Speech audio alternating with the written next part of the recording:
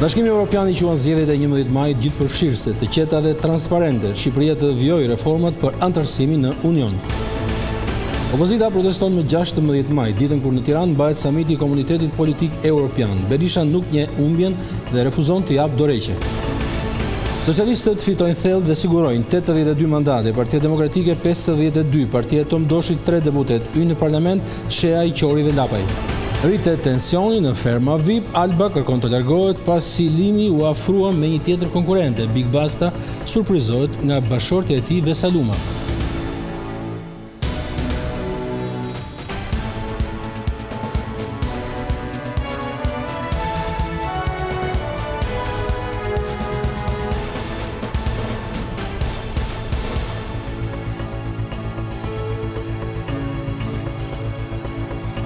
Ora 19 mbrëma nga Vision Plus, ky është edicioni kryesor I lajmet, ishin titujt, shkojmë tani me radhë. Zgjedhjet parlamentare të 11 majit janë vlerësuar si gjithëpërfshirëse, të qeta dhe transparente nga Bashkimi Evropian. Brukseli zyrtar vëren se procesi ishte konkurrues dhe I mirë organizuar, ndërsa tërheq vëmendjen mbi klimën e polarizuar. Unioni kërkon vijimin e reformave të kërkuara për antarësimin në Bashkimin Evropian. Bashkimi Evropian reagoi për zgjedhjet parlamentare të 11 majit, duke dhënë vlerësimin e tij bazuar në monitorimin e bërë nga misioni OSBE ODIHR.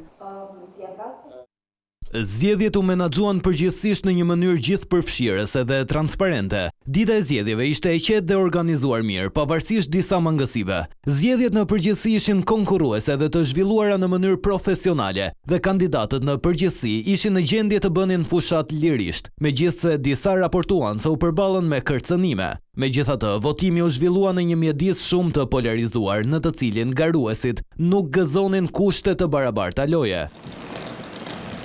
BE tërheq vëmendjen për përdorimin e aseteve shtetërore, ndërsa përshëndeti angazhimin e SPAK në hetimin e krimeve zgjedhore.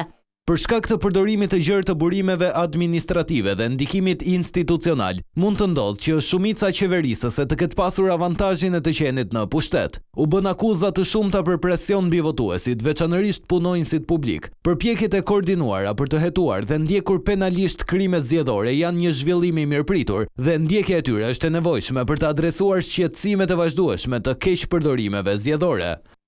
Në fund, Unioni inkurajoi Shqipërinë të vazhdojë të ndjekë të gjitha reformat e nevojshme për antarësimin e saj të ardhshëm në BE, duke përfshirë miratimin e një reforme të mëtejshme zgjedhore, që adreson të gjitha rekomandimet kryesore të ODIHR-it dhe ato që janë ende të pazgjidhura nga zgjedhjet e mëparshme, e njëherëzi edhe dialog politik konstruktiv mes të gjitha palëve.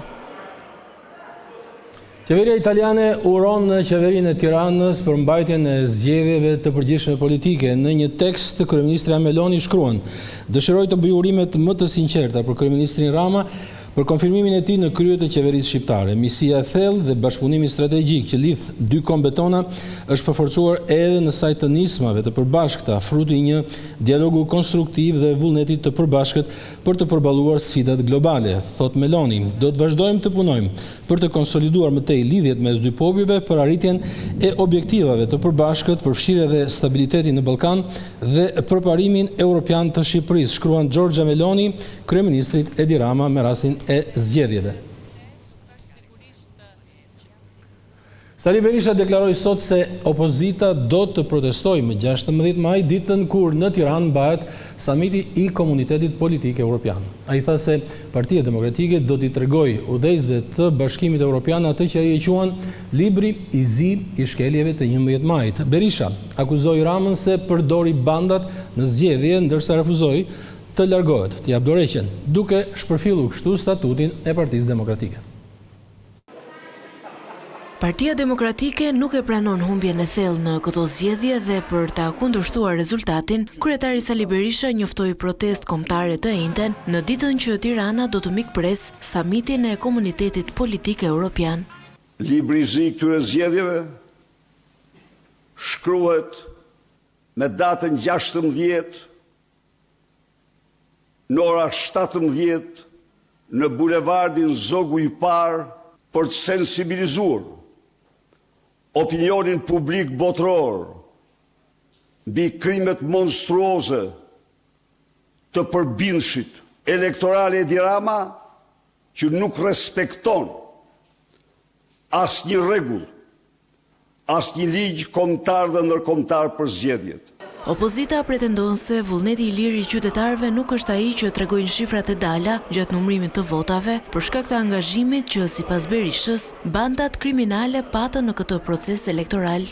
Kur ndonjëherë bandat nuk kanë prunë kaq shumë përfaqësues të tyre në parlamentin shqiptar sa në këtë parlament. Këto ishin zgjedhje që u sunduan si asnjëherë më parë nga vrasës, serial killer, trafikant, dhunues për dhunues. Pavarësisht se nuk e riktheu dot Partinë Demokratike në pushtet, Sali Berisha thotë se do të vazhdojë ta udhëheqë atë. Partia Demokratike ka statutin dhe do i përmbahet asaj, po ka disa parime eprore. Dhe në këto parime eprore është vota e lirë e shqiptarëve. Këtë betejë gjerën fitore ai që nisi dhe e bitisi. Do ta bitisi. E murdhvesh. Strategjia për të vijuar betejën me qeverinë, tha Berisha në konferencën me gazetarët, do të marrë formë hap pas hapi. Për të rejat më të fundit nga Partia Demokratike dhe klima që mbizotron në korridoret e saj, do të lidhemi me Olta Blacerin. Mi mbrëma Olta, çfarë thuhet, si është gjendja, çfarë të reja ka nga selia e Partisë Demokratike? Selia e Partisë Demokratike mbetet e qetë në këto minuta që ne flasim, mas kryetari i Partisë Demokratike, zoti Sali Berisha, nuk ndodhen në seli.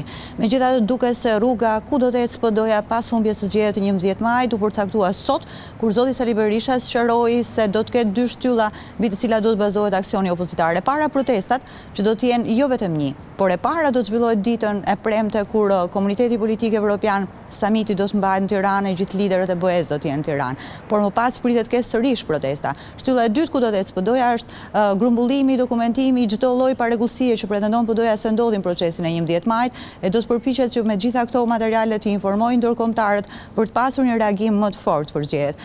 Ajo që kuptua sot nga zoti Berisha, i cili është i vetmi që ka folur pas rezultatit të 11 majit, është se i gjithë debati për analizën e PD-s, pse humbi PD-ja, pse humbja është kaq e thellë, apo debati për leadershipin e Partisë Demokratike, nëse do të qëndrojë zoti Berisha apo do t'i hapet rrugë dikujt tjetër, do spostohet më vonë, pasi të mbaroj betejë për zgjedhjet lira të ndershme, nëse si referohem këtu deklaratës së zotit Berisha sot në Drek. Ishte drejt për së drejti nga Partia Demokratike Olta Blaceri. Ecim më tej. Komisioni i ankimeve dhe sanksioneve, pjesë e Komisionit Qendror të Zgjedhjeve, ka rrëzuar kërkesën e opozitës për të ndarë veç zarfet me votat e ardhura nga Greqia. Përmes përfaqësuesit të saj ligjor, Partia Demokratike kërkoi që ky proces të bllokohet me pretendimin se votimi i emigrantëve nga ky shtet është cënuar. Sipas opozitës, zarfet e ardhura nga Greqia nuk janë marrë personalisht nga zgjedhësit, ndaj ata kërkuan që ato të numërohen të ndara nga zarfet e tjera. Mirë po, ky pretendim u poshtë duke lejuar vijimin e numërimit të votave të ardhura një lloj si nga shtetet e tjera.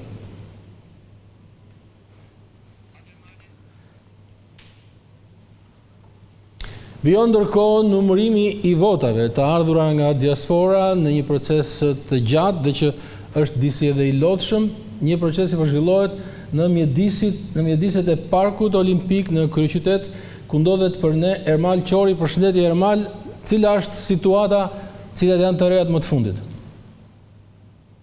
Po, në fakt vijohet të procesi i numërimit pikërisht në ambientet e Parkut Olimpik, këtu ku padyshim ka nisur prej disa ditësh dhe me sa duket do të vijojë të shtrihet në kohë. Pasi në këtë moment që ne jemi duke folur janë numëruar gati 63.080 zarfe nga 195.000 të mundshëm, çka do thotë që janë ende një shifër me një diferencë shumë të madhe nga rezultati final. Megjithatë, deri në këtë çast, duke referuar dhe shifrave të raportuara, por edhe të publikuara në Komisionin Qendror të Zgjedhjeve, është Partia Socialiste ajo e cila po kurrëson me gati 33 23.610 vota totale të ardhura nga diaspora deri në këtë çast për gjithë ato kuti që janë hapur deri më tani, ndërsa Partia Demokratike dhe koalicioni i saj kanë vetëm 18.000 vota. Një numër i konsiderueshëm votash të ardhura nga diaspora janë gjithashtu edhe për koalicionin Nisma Shqipëria Bëhet, ku në total janë rreth 5.235 vota, ku më pas pasohet edhe nga Partia Mundësia e Gron Shehajt me një total, po themi kështu, të votave gati 2.134 vota. Kujtojmë që pak më herët është marrë edhe vendimin në raport me atë çka u diskutua gjatë ditës së dieshme që Partia Demokratike ngriti pretendimin se Komisioni Qendror i Zgjedhjeve duhet të mos numëroj votat e emigrantëve shqiptar të ardhur nga Greqia për arsye se atje ka një ndërhyrje sipas saj, ndërsa vendimi u mor për të pezulluar, mirë po gjatë ditës sotme ishte kasa ai që rrëzoi totalisht këtë vendim dhe që tani më që jemi duke diskutuar së bashku ka vijuar sërish numërimi i të gjithë votave të emigrantëve shqiptar të ardhur nga Greqia. Me sa duket, Partia Socialiste do të vijojë të kryesojë, mirë po jemi ende në momentin final për të thënë saktësisht se sa dhe si do të jetë më përpara Partia Socialiste në krahashim me gjithë partitë e tjera, pasi është ende herët sikur se theksova, por megjithatë shifrat tregojnë që kjo forcë po mbizotron, ashtu sikur se mbizotron në rang vendi, po mbizotron edhe në diasporë. Ishte Ermal Qori në raportim të drejt për drejt. Kur numërimi për subjektet po shkon drejt fundit, shihet qartë se socialistët kanë shënuar fitore të thellë.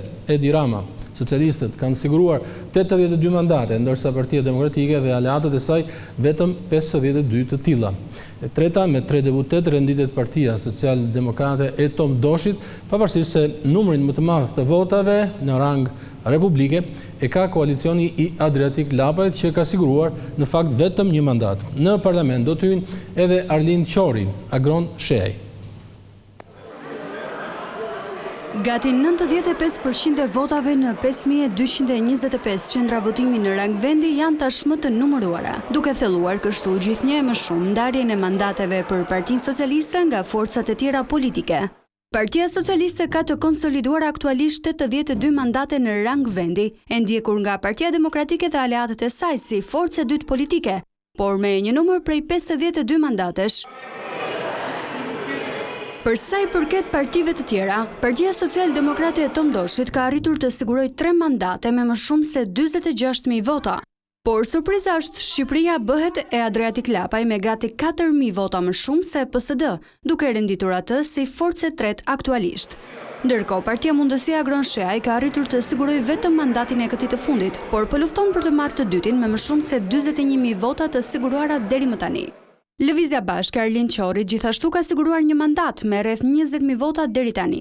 Ndërkohë Lulzim Basha me koalicionin Euro-Atlantik nuk ka mundur të sigurojë asnjë mandat, duke mbledhur rreth 19.000 vota. Për sa i përket shpërndarjes së mandateve në rang qarku, Partia Socialiste ka mundur të sigurojë një numër të konsiderueshëm në Tiranë, Fier, Elbasan, Durrës e të tjerë, ndërsa vetëm në Kukës, Lezhë, Shkodër, Partia Demokratike ka mundur të sigurojë një mandat më shumë se socialistët deri më tani. Kështu pra, në shumicën e qarqeve, numërimi është mbyllur për të lënë vendin leximit të votës së kandidatëve. Socialistët janë fitues në 9 nga 12 qarqe, ndërsa Partia Demokratike rezulton fituese, forcë e parë, në vetëm 3 qarqe të tjera. Procesi i numërimit për subjektet politike ka përfunduar tashmë në 7 qarqe të vendit. Në qarkun e Elbasanit, pas mbylljes së procesit të numërimit, shihet një avantazh i theksuar i Partisë Socialiste, e cila kryeson me 79.799 vota kundrejt Partisë Demokratike, që ka marrë 38.905 vota. Shqipëria Bëhet është forcë e tretë me 4.552 vota, por pa mandat. Numërimi është mbyllur edhe në qarkun e Dibrës, ku Partia Socialiste ka fituar me 10.356 vota diferencë, duke marrë 3 mandate, një më shumë se Partia Demokratike. Në Lezhë, Partia Demokratike siguroi 30.502 vota, duke lënë pas Partinë Socialiste me 1.542 vota më shumë. Vlora gjithashtu i dha fund numërimit me një fitore të thellë të Partisë Socialiste, ku mandatet u ndan 8-4. Në qarkun e Kukësit, kryeson koalicioni i Partisë Demokratike, që siguroi 52.95% të votave. Partia Socialiste mori fitoren edhe në Korçë me 6 mandate kundrejt 4 mandateve të Partisë Demokratike dhe aleatëve të saj. Fitore e thellë për socialistët edhe në qarkun e Beratit me më shumë se 57% të votave. Ndërkohë në Fier vazhdon ende numërimi I votave ku Partia Socialiste kryeson bindshëm. Rezultatet tregojnë një avantazh të dukshëm të Partisë Socialiste edhe në qarqet të Durrës dhe Gjirokastër, ndërsa në Shkodër deri më tani kryeson Partia Demokratike me 2183 vota më shumë. Në këto qarqe numërimi vijon ende. Prokuroria e posaçme ka konfirmuar sot se ka nisur hetimet për një tjetër rast të blerjes së votave. Bëhet fjalë për disa persona dhe kryeplakun e një fshati në Kukës, të cilët ofruan para në këmbim të votës për Partinë Socialdemokrate të Tomdoshit. Pas përfundimit të numërimit të votave për Kukësin, SPAK njoftoi këtë të martë se ka nisur hetimet për blerje votash në këtë qark. Hetimet nisën pas referimeve nga policia e Kukësit, ku janë konstatuar një grup personash që kanë premtuar dhe ofruar para për disa qytetar në disa fshatra të Kukësit, duke kërkuar që më 11 maj të votojnë për PSD-n. Mbrëmjen e 10 majit, SPAK dhe policia e Kukësit zhvilluan një operacion në Kukës për të goditur raste të blerjes së votës. Gjatë operacionit u ushtruan kontrole në banesat e Gazmend dhe Kalosh Peposhit, simpatizant të PSD-s. Një prej tyre, Kalosh Peposhi, 27 vjeç, u arrestua nga policia, ndërsa Gentian Peposhi, kryeplak I fshatit Lusën, është shpallur në kërkim. Gjatë operacionit, efektivët I sekuestruan Kalosh Peposhit, I dënuar më parë për kultivim të bimëve narkotike në Mbretërinë e Bashkuar, rreth 200.000 lek, 500 euro, telefonin dhe makinën.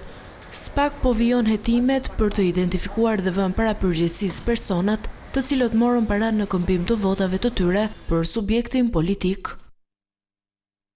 Policia ka shpallur sot masat që do të marrë për të garantuar sigurinë e gjatë samitit të komunitetit politik në Tiranë. Nga data 14 deri në 16 maj, rrugët kryesore në kryeqytet do të bllokohen dhe nuk do të lejohet as parkimi I automjeteve. Samiti I komunitetit politik në kuadër të cilit liderët e Europës do të zbarkojnë në Tiranë ka bërë që policia të hartoj masa të rrepta sigurie për mbarvajtjen e procesit. Samiti zhvillohet me 16 maj, por uniformat blu do të nisin zbatimin e masave që në datën 14 dhe 15, masa që lidhen me bllokimin e disa akseve rrugore dhe ndalimin e parkimit të mjeteve. Policia do të nisë me ndalimin e qarkullimit të mjeteve dhe të këmbësorëve në zonën ku do të zhvillohet samiti në sheshin Skenderbej si dhe akset rreth tij. Nga ora 06 dhe në 18 të datës 16/5/2025, do t'jeti pa aksesueshëm nga këmbësorët dhe mjetet I gjithë perimetri I sheshit Skënderbej, ku do të zhvillohet aktiviteti, perimetri I cili përfshin nga kryqëzimi bulevardit Jean d'Arc te kryqëzimi rrugës Myslimshyri, nga kryqëzimi rrugës Ibrahim Rugova me Myslimshyrin deri te kryqëzimi I bulevardit Dëshmorët e Komit në urën e bulevardit. Në planin e masave janë parashikuar dhe bllokimet e plota për mjetet. Në datë 15/5/2025, nga ora 8 deri në 24, do të ketë bllokim të plot të lëvizjes së automjeteve në intervalin e kohës së lëvizjes së delegacioneve në aksin rrugor Aeroport Nën Tereza, Rinas, hyrje në autostradën e re Tuman Kashar, autostradën Durrës Tiranë, mbi kalimin e Kasharit, kryqëzimi te ish sheshi Shqiponja, Unaz e re, rreth rrotullimi Saukut, rrugë Elbasanit. Të njëjtat rrugë do të bllokohen edhe ditën e 16 majit nga ora 6:30 deri në orën 11:30, duke vijuar me pas me masa të tjera. Në datë 16/5/2025, nga ora 13 deri 18 do të ketë bllokim të plot të lëvizjes së automjeteve në aksin rrugor sheshi Skënderbej, rruga George Bush, rruga Elbasanit, rreth rrotullimi Sauku I Vjetër, Unaza e re, Krau Aspir, autostrada Tiranë-Durrës, autostrada e re Tuman Kashar dhe aeroporti I Rinis, pra jemi në momentin e thimit. Policia apelon qytetarët që të përdorin rrugët alternative për të mos rënduar trafikun dhe të shmangin rrugët e bllokuara. Kreu I autoritetit rrugor të Shqipërisë, Gentian Gjyli, është marrë zyrtarisht i pandehur nga Spaku në akuzën e shkeljes së barazisë në tendera. Në dënetim janë përfshirë edhe antarët e Komisionit të Vlerësimit të Ofertave, të cilët dyshohet se kanë bashkëpunuar në shkelje të rregullave ligjore të prokurimeve publike. Atij ju komunikua akuza sot nga prokuroria e posaçme, ndërsa pas daljes nga zyrat e Spakut, gjyli nuk e fsheu irritimin duke kërkuar të mos pyetej nga gazetarët.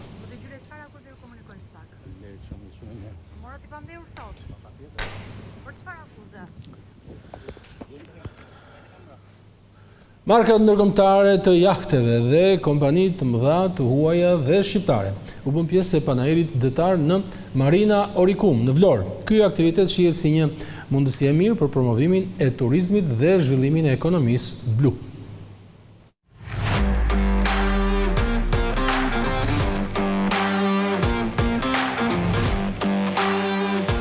Marina Orikum ishte mikpritëse e një prej ngjarjeve që u zhvillua për herë të parë në Shqipëri, panairi detar ballkanik.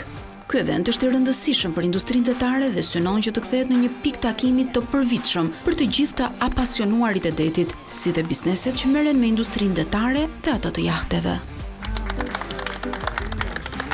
Rreth 60 kompani vendase, rajonale dhe europiane u bën pjesë e këtij panairi duke ofruar produktet dhe shërbimet që përfaqësojnë, por edhe për të shkëmbyer eksperiencën mes tyre. Si shoqata detare italiane ne përfaqësojmë 99% të marinave në Itali. Ne besojmë se Bregdeti shqiptar është shumë premtues për industrinë detare dhe jahtet. Ndaj dhe jemi sot në këtë event për të nxitur turizmin detar që të rritet më tej. Veçanërisht bregu midis Vlorës dhe Sarandës është një pozicion shumë interesant për investime, si ky ku ne ndodhemi në Marina Orikum. Pjesëmarrës dhe gjitha prodhues varkash dhe gjithë to portet të rëndësishme nuk është kaq e lehtë. Rëndësia e këtij aktiviteti është tek fakti që sektori është një sektor i parëndësishëm sot në ekonominë shqiptare, por në momentin që ky sektor merr hovin e dur, do të ketë një të ardhura shumë të mira për ekonominë tonë. Pas hovit që ka marrë turizmi vendas, duket se tani është koha për të fokusuar në investime elitare, si dhe për të nxitur ekonominë blu, e cila është në fillesat e saj në Shqipëri, por me një të ardhme shumë premtuese.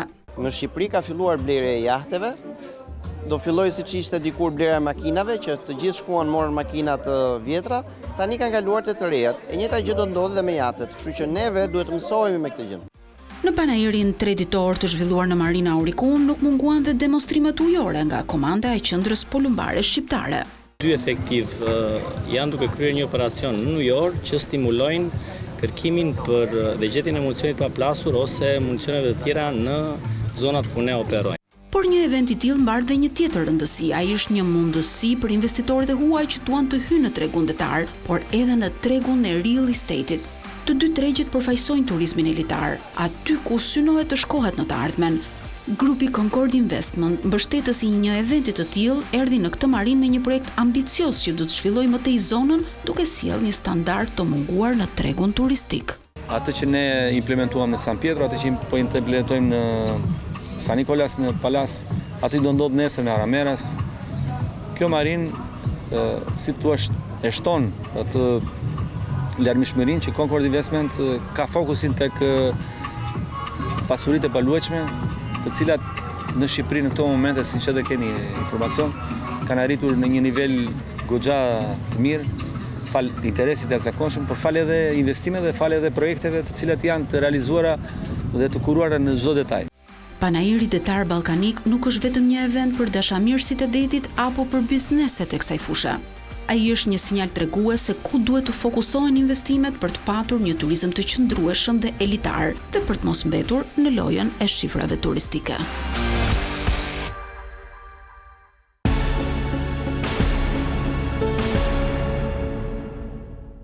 Në Maqedoninë e Veriut, Alianca për Shqiptarët doli nga qeveria duke kaluar në opozit. Drejtuesi i saj, Arben Taravari, sqaroi se vendimi ishte marrë për shkak të përplasjeve në koalicion. Kreu i Aleancës për Shqiptarët, Arben Taravari, deklaroi se organet më të larta drejtuese të partisë vendosën të tërhiqen nga koalicioni i qeverisës në Maqedoninë e Veriut. Sollën vendim që Aleanca për Shqiptarët të shkon në opozit.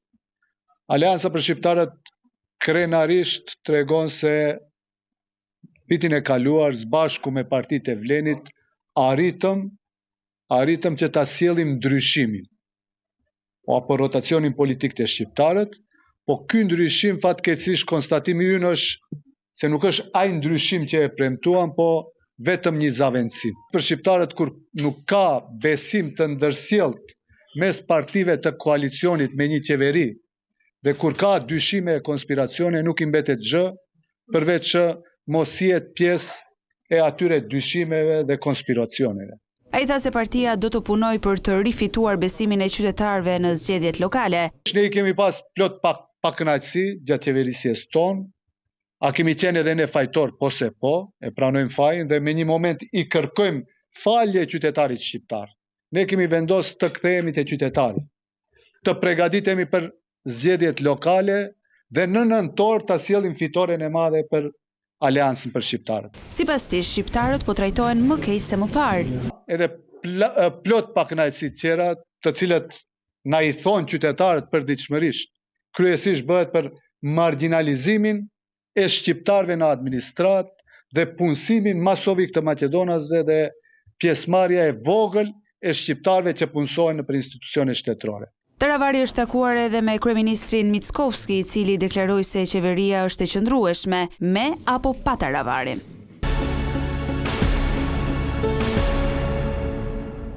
Tensioni në fermën e VIP-ave, sa vjen edhe rritet. Le të ndjekim një rrëfim të hollësishëm se çfarë ndodh aty. Ferma VIP vijon të jetë epiqendra e emocioneve dhe surprizave në ekranin e Vision Plus, duke mos njohur asnjë moment qetësie teksa javët kalojnë. Mbrëmja e 13 prajmi kushtoi vëmendje të veçantë raporteve të ndërtuara mes konkurrentëve, llogaritjes së aleancave, diskutimeve të forta, por gjithashtu nuk u kursyen as surprizat. Një moment shumë emocionues ishte letra e prindërve të Albës.